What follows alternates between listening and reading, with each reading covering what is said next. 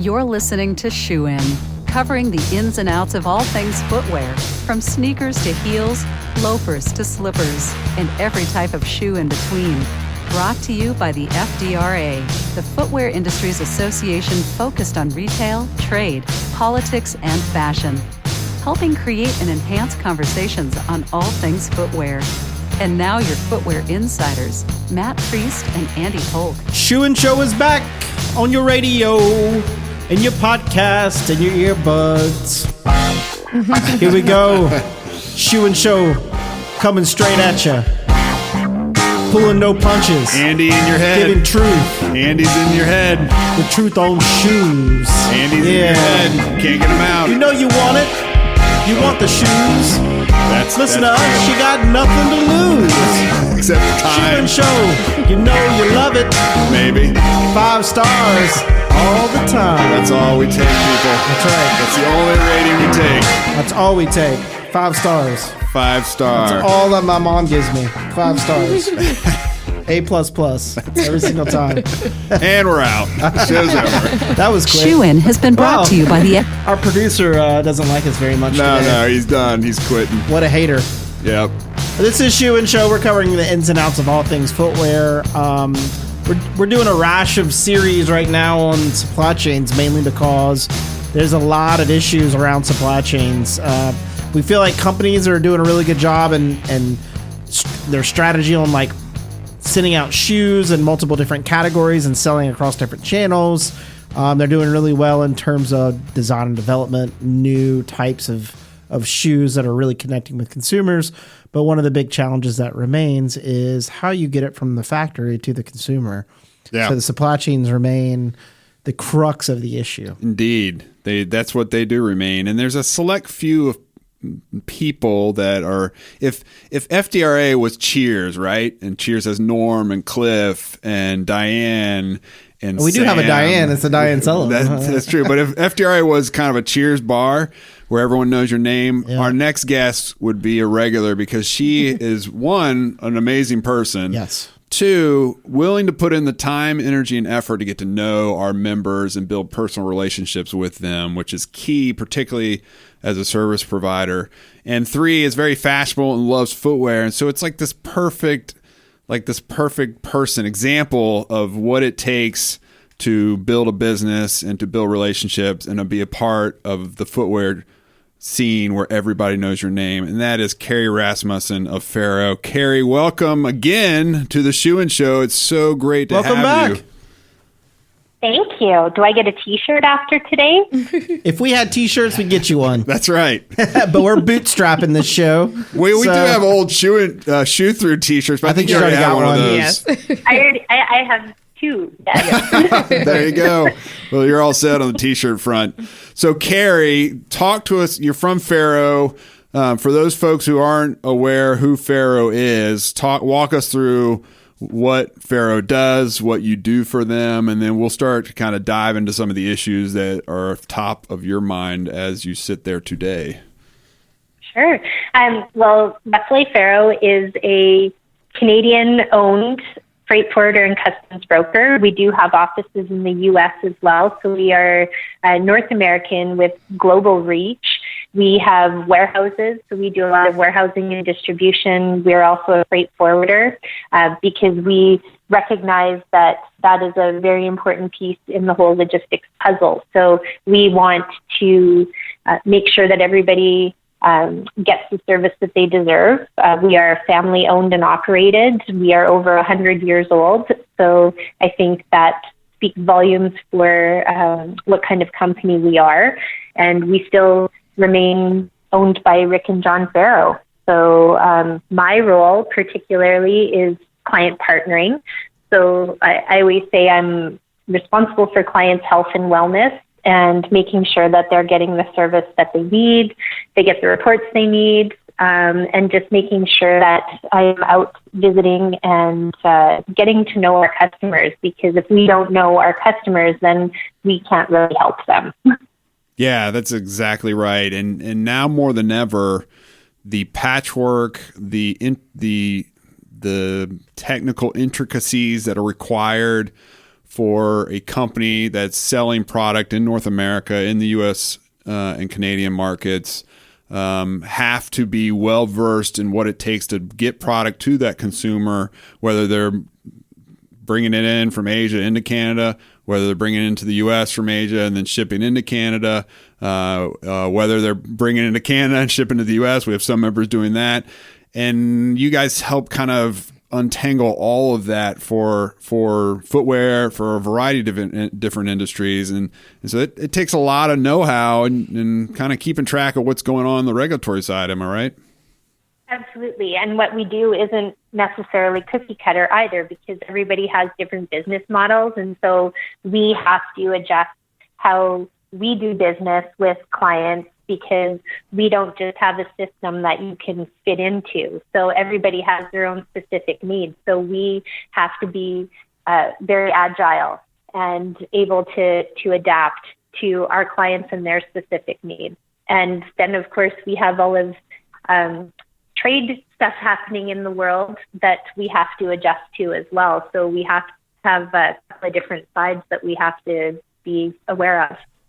So what are some hot topics that, that people need to be aware of right now as you you're in Toronto today, as we understand it appropriately so, but what are some things that are your customers, our members need to be thinking about as it relates to some of the hot topics hitting the fan right now?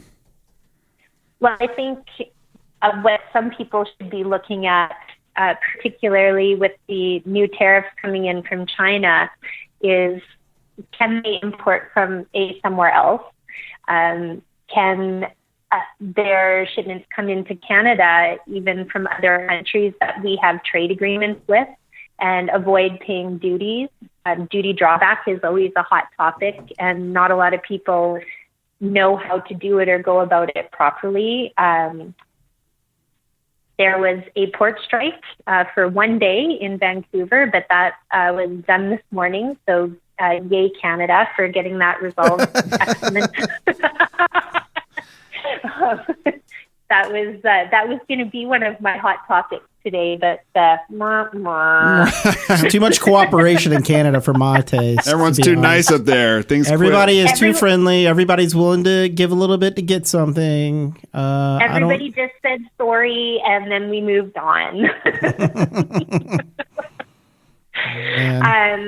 Yeah, so that really isn't a hot topic anymore. But I mean, that's always front and center for people is port disruption, because that can really throw people for a loop. Sure. And then I think, of course, still e-commerce is big in people's minds. And then the word and themes of the year is sustainability, and making sure that your business can be sustainable. Yeah. So let's unpackage some of these. Let's talk about warehouses. It seems like a lot of different brands that I talk to are all trying to rearrange where their warehouses are, how they operate, how they function, how they can get things in and out much more quickly. Is that what you're seeing too? People are trying to look strategically at where they realign or where they place new warehouses to reach consumers. And it seems to be driven by this new push for one-day shipping by Amazon. Yes. And obviously Amazon can invest $1 billion, but not everybody else can follow suit. So what happens is it seems like, and I don't know, maybe you're the expert, but you could tell us, are people moving to more of a centralized geographic location within the U.S. where they can reach Canada and U.S. cities much more quickly, or are they looking at kind of bifurcating out their product to where they may not have everything in one warehouse, but they have them in 4 different warehouses around the country? Like what are people doing and thinking and talking about around these things? Well, again, it depends. There seems to be a lot of push to try and warehouse from a central location to keep costs down, and then also a better control over inventory, because that's such a big part of warehousing is the returns and how those are managed. And so if you have multiple warehouses and you have returns coming in, it's really, really hard to keep track of everything. I see. Yep. And keeping your inventory levels under control. So it's, I guess it depends how you're set up. So if you're a non-resident importer coming into Canada, then it's actually very easy to do warehousing from a central location in the U.S. because all of your shipments will go out basically as one entry into Canada and then be split up once the goods arrive. Some people try to use the postal service, and that, it works and it doesn't work. And then a lot of people really are setting up doing business in Canada, but you have to have high turnover and high volume to be able to really make warehousing in Canada economically feasible.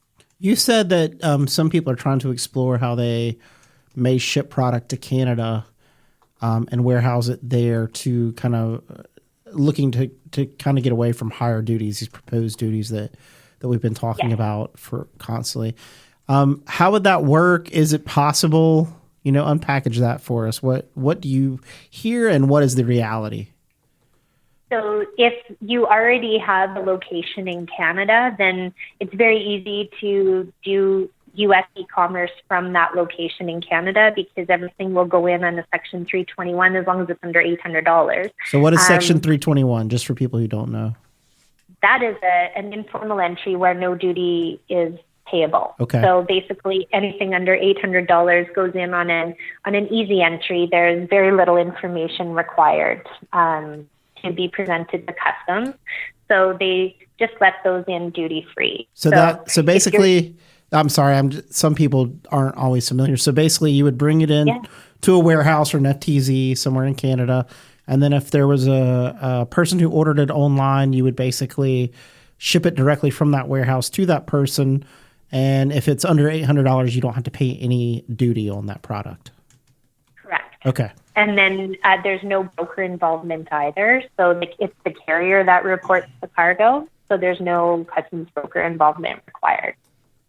So I wonder how many people are doing that, Matt. I wonder how many people are looking to do that. Good. With e-commerce and small shipments, it's getting bigger and bigger. And I think customs every year, U.S. Customs is seeing an explosion of the use of 321 de minimis to bring in product. And I think there's actually efforts to allow that to flow through FTZs in the U.S.,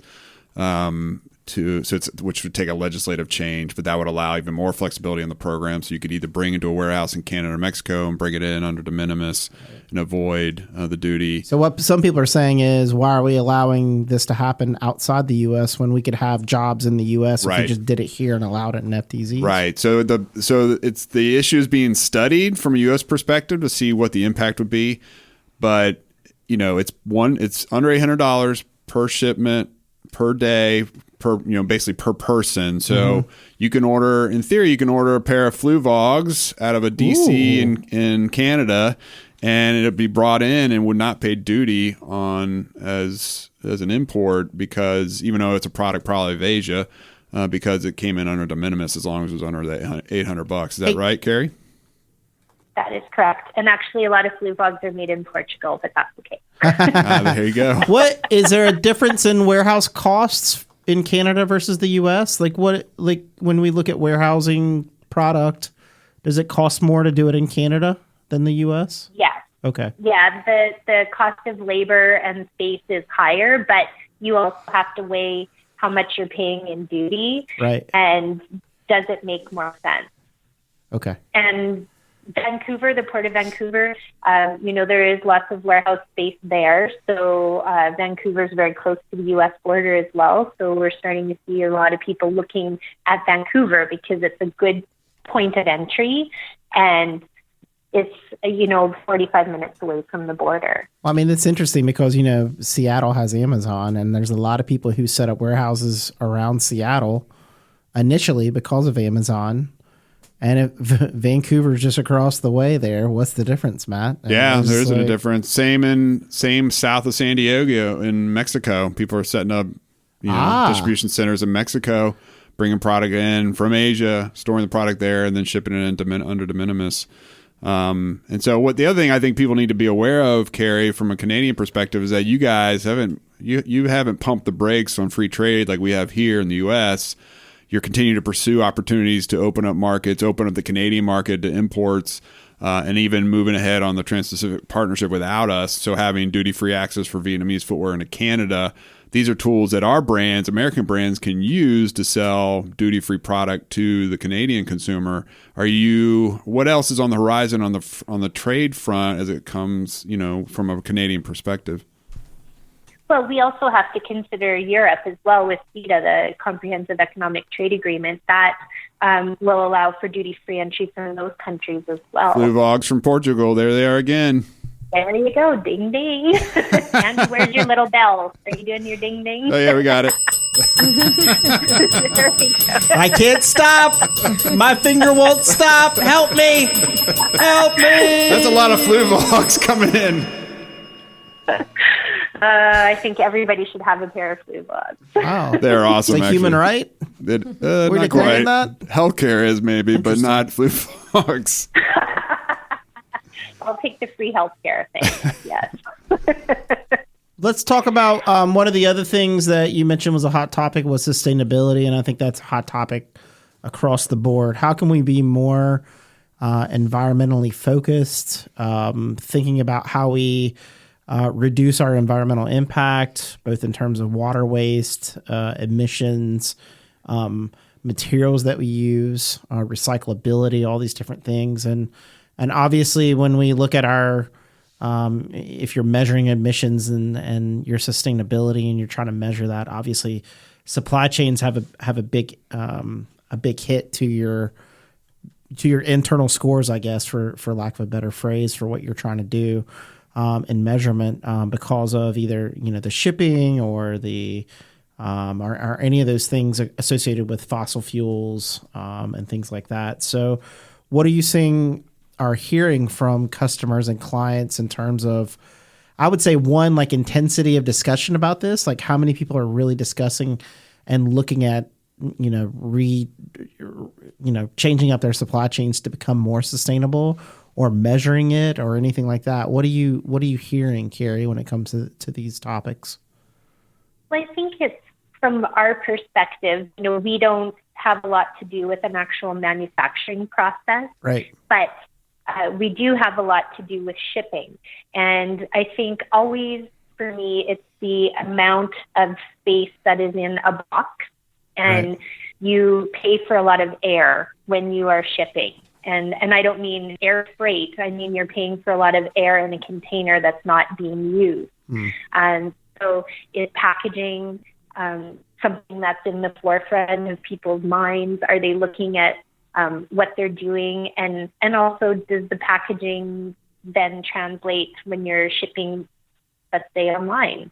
What does the package look like when it gets to somebody's door? Is there something that we can do differently to make them look nicer? And then for me, personally, sustainability means what are you doing after you've used these shoes, or you're not wearing them anymore? They're just taking up space in your closet. Do you need to keep having new pairs of shoes? What do you do with your used shoes? Are we helping people who don't have shoes? Yes. I'm glad you said that. Can we do a sidebar on Souls for Souls? Because you're on the Canadian board. And I'll allow it. You'll allow it? Thank you, Judge. And I'm on the American board. So talk to us, or talk to the listeners about what your work is on the Canadian side, how important Souls for Souls is for driving footwear to folks who need it in all corners of the world. Sure. Well, and I can actually speak very personally on this. My son just did a shoe drive at his school because they are focusing on sustainability this year.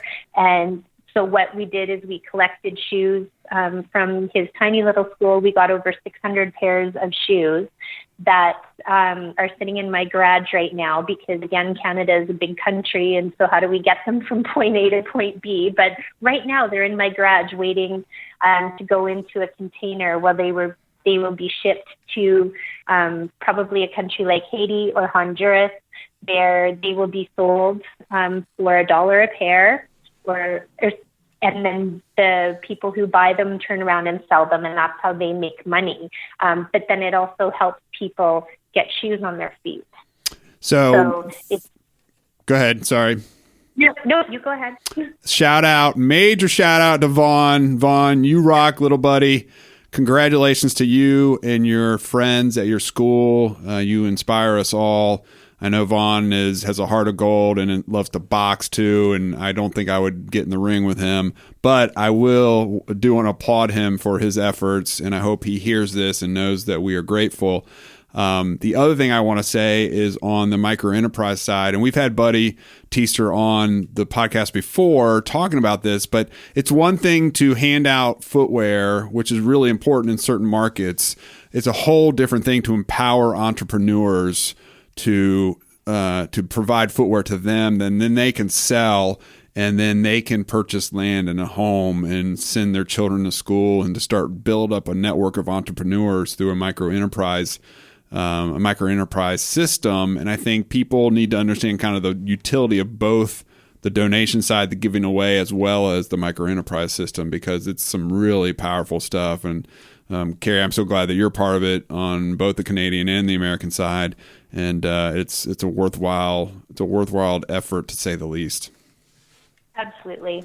And I guess I should mention too, talking back to sustainability, I'm in the Keene office of Canada today, and they've got some footwear that is actually made out of recycled plastic. So I think innovation is going to play a huge role in sustainability, because, if we're innovating using recycled materials, but they still are brand new, good looking shoes, that's great.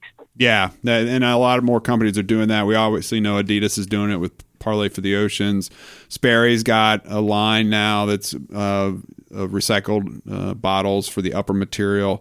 More and more companies are trying to figure out and navigate that. So let me ask you this, Kerry. Say I'm a footwear company based in the U.S. I've never sold to a Canadian customer, but I've now propped up e-commerce, and so my customers all over the world. What do I need to be? How do I put myself in a Canadian footwear consumer's shoes, if you will? What do I need to be aware of? What happens when Canadian Post knocks on the door with a pair of shoes that I've ordered from an American source? How does that process work? Well, I think what a lot of people don't understand is that there are customs entries that are required. Basically, anything right now over $20 coming into Canada is a dutiable entry, and duty and tax is payable at time of import. So what a lot of people will do is they will buy a pair of shoes, and then it will show up, and then duty and tax is going to be payable before you're actually allowed to hold on to them. And I don't think a lot of sellers realize there's 18% duty and then the federal sales tax. So I think if you're just getting started, what you might want to consider is either warehousing product in Canada or becoming a non-resident importer, so that the costs are transparent. So you can include the duty and tax in your selling price, and then your consumer does not get a bill when the product is at their door. Yeah, I think that's people aren't always aware of that, and they don't want to get Canadian, as polite as they might be. A Canadian customer complaint is still a complaint. Am I right? That's right. Well, and then how do you effectively manage returns? Because there's people that I've spoken to, they have over a 30% rate of return. So you really do have to be prepared for a return. Yeah. And I would imagine, footwear is going to be in that high category, because especially if you're a new brand, people don't know how your shoes fit. I know that I am a lady size 9 in Keene, and I can order any pair of Keene shoes and they will fit me. Right. But that's not always the case. So I gotcha. So Any closing thoughts before we bring in Jasmine and do her world famous fashion, footwear, and focus segment? I have a lot of thoughts, but probably none that are. How do people hit you up? Where do people find you, Kerry? How about that? We'll start there. They can look at farrow.com, and my contact information is there, or kerry.rassmussen@farrow.com. And I love getting contacted. So even if people don't use us, I still answer a lot of questions for members. I'm always happy to help. Awesome. Well, we are so grateful that you're part of the partnership that we have. And Kerry can be seen at an FDRA event near you, whether That's it's the Big sourcing. sponsors of FDRA events, That's right. which means that we take that money and use it to fight tariffs. There you go. And Which you is a can reason- see her in New York. That's right. In Long Beach, in Portland. So she's right. always around and happy to talk to you because she's fashionable. Am I right, Jasmine? Yes, Kerry is very fashionable. Super fashionable. Yeah, that is very fitting for her. You can catch her at all FDRA events with a great dress and a great pair of shoes. So, Kerry, I have, well, first, I would like to mention, just to make sure I don't miss this opportunity, that Rihanna is coming out with her own luxury fashion brand. No, thank you. Nope, and it's including shoes. So I just thank wanted you. to put that on the record. No, thank you. The heels look fabulous already. And they're like, Rihanna knows what she did. what? Rihanna knows what she did. We don't need to talk about it on this Yeah, show. we do. Okay, We Andy, still talk you're about gonna it. have to let this go, or do you want to share with the people? I'm not so going to we let it can- go. I wasn't the Rihanna one who did the instigated Heisman it. to Andy at an I event. mean, she is the bestest ever. You know, I mean, she's second best, but Second best she's the of what? Beyonce, Oh, okay. my Virgo sister. Yes, but she's up there. That gave me vertigo just talking about that. I have to say, my son is obsessed with Jasmine because she talks like Rihanna. So Vaughn listens to podcasts with See, me. and Vaughn he knows. Vaughn he doesn't loves know. Jasmine. Yep. Yes. He doesn't know her true character. Good luck selling your shoes, Rihanna, but I ain't buying. Well, if they're reasonable, we'll see what reasonable is. I definitely will be buying a pair. But something that I did notice is like the square toe is back for women's shoes. I don't know how I feel about this. Carrie has like It's like a she pilgrim has shoe. No, not a pilgrim shoe, but they're a sandal instead of a round toe like the ones I have one now. Right. It's square at the front. I've seen a ton of a square toe shoe. I'm like, oh, okay, that's the new silhouette right now. And I feel like Carrie's a little bolder than me, so I'm curious on what's your thoughts on like silhouettes of shoes. Are you into like a square toed, open toed sandal? Like, how are you feeling about that? I don't like open toes, and I think primarily because where I live, I try to buy shoes that I can wear year round. And Yeah. in Calgary, where I live, I can wear open toed shoes for like maybe 2 months out of the year. So I try to stay away from open toes. Plus, I find some open toes really hurt, like my big toe. So I don't mind the square toe because it seems to have more room, especially if you have a wider foot. The square toe is nice. Pointy toes, I do have quite a lot of pointy toed shoes, but I would say most of my shoes are either round or square. Yeah, that's a good point. Square So does I guess give you a I'm little back more. in fashion. Yes. Yeah, buy up your square toe shoes. Pretty soon, if that fashion trend continues, it's going to be you're wearing cement block shoes. So Anything is possible. you don't wear them at the pool though, because that's a little dangerous. Am I right? Right? You'll tip over for sure. I don't think Souls for Souls wants to collect those recycled shoes. Aqua socks made of Talk about a cement. supply chain cost. But you never know with materials. You might just get some. I don't know. Crazy stuff. Interesting. Carrie, thank you very Don't much walk for. on hardwood floors with those cement Well, shoes. people would know you're coming if you wanted to make a scene. I just hope you have insurance because if you break some floors, you might have to pay for it. You know. So, Yeah. so speaking of someone who's broken a dance floor in my time or two. Oh, All right. Carrie, thank you very much for joining us on unpackaging some things in supply chains. Really interesting insights. We look forward to seeing you at our next FDRA event. Thank you very much. Folks, this is Shoe and Show. You can hit us up on shoeandshow.com. We're on Facebook. We're on Twitter. We want to hear your comments. Tell us what you want to hear us talk about. Let us know if you'd like to come on the show or if you have an idea for a guest or a topic. We'll happily discuss those things. This is your show. It's a footwear industry show on the business side, the ins and outs of footwear. Thank you very much for listening. Make sure that you subscribe so you get this every Monday. Tell your friends and family about this. And until next time, on behalf of Jasmine, Matt, this is Andy, and Shoein' is out. Shoe In has been brought to you by the FDRA. the Footwear Industries Association focused on retail, trade, politics, and fashion, helping create and enhance conversations on all things footwear. For information about FDRA, visit fdra.org.